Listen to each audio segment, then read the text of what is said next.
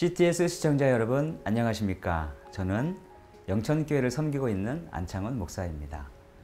저는 오늘 누가복음 18장 22절로 23절 그리고 39절을 통해서 시야가 좁아 영적인 세계를 보지 못하고 이해하지 못하는 사람이 자신의 장애와 한계를 극복하고 온전함으로 나아가기 위해서는 어떻게 해야 하는지에 대해서 말씀드리려 합니다.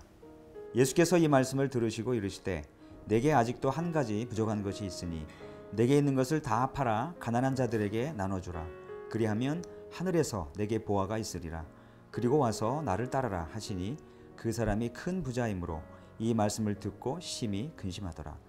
앞서가는 자들이 그를 꾸짖어 잠잠하라 하되 그가 더욱 크게 소리질러 다윗의 자손이여 나를 불쌍히 여기소서 하는지라. 오늘 말씀에서 보면 부자 관원은 자신이 생각할 때는 완벽하다고 생각했지만 진짜 완벽하신 주님이 보시기에는 그의 완전함이 허접한 수준이었음이 드러났습니다. 그래서 주님은 자신을 따르기 위해서 그리고 주님을 따르는 제자가 되는 것이 우선순위가 되는 것을 위해서 재산을 정리하고 주님을 따르라고 도전하십니다. 하지만 그는 그것이 생명과 풍성함을 누리는 길임을 보지 못하는 영적 맹인이었기에 근심하기는 했지만 주님을 따르지는 않았습니다.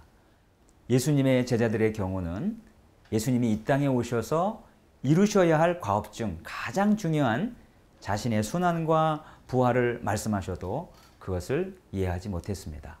베드로가 대표로 우리는 저 관원과 달리 모든 것을 버리고 주님을 따랐다고 호언장담했을 때 주님은 버려야 할 것은 물질뿐만 아니라 가족도 포함되어야 함을 말씀하십니다. 관원과 달리 물질적인 부분은 정리가 됐지만 물질과 버금가는 주님을 온전히 따름에 방해가 되는 가족으로부터는 아직 완전히 자유롭지 못했던 것입니다. 자, 이제 그 다음 기사에 시각장애인이 나옵니다. 그 시각장애인이 주님께 고침받는 장면을 통해서 주님은 우리가 우리 자신의 영적 한계와 장애를 극복하기 위해서 주님 앞으로 나아가는 데는 주변 사람들의 곱지 않은 시선과 반대도 극복해야 함을 말씀하십니다. 주님보다 앞서가며 길을 만들어 주님의 길을 예비하는 사람들이 있었는데 그들이 이 시각장애인이 주님께 가는 것을 방해하는 사람들이 되었습니다.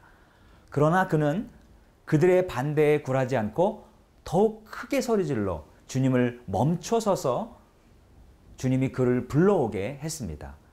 이 시각장애인은 자신의 한계와 장애를 극복하고 주님을 따르기 위해서 자신의 믿음을 발휘해서 주님께 나아가는 그 길을 스스로 만든 것입니다. 그의 믿음의 행동을 보시고 주님은 멈춰서서 그를 부르신 후에 내가 내게 무엇하여 주기를 원하느냐라고 물으셨습니다.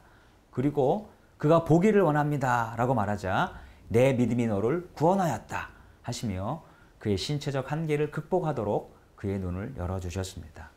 그 결과로 그는 볼 수 있게 되었고 그로 인해 하나님께 영광을 돌렸습니다. 그리고 즉시 예수님을 따랐습니다. 이것을 본 백성들은 이를 보고 하나님을 찬양하게 되었습니다. CTS 시청자 여러분, 이제 그러면 우리는 어떻게 해야 하겠습니까? 저는 여러분께 권해드립니다. 먼저 나에게 어떤 한계와 장애가 있는지 보게 해달라고 주님께 간구하십시오. 그런 후 그것을 극복하게 해주실 주님 앞으로 나아가십시오.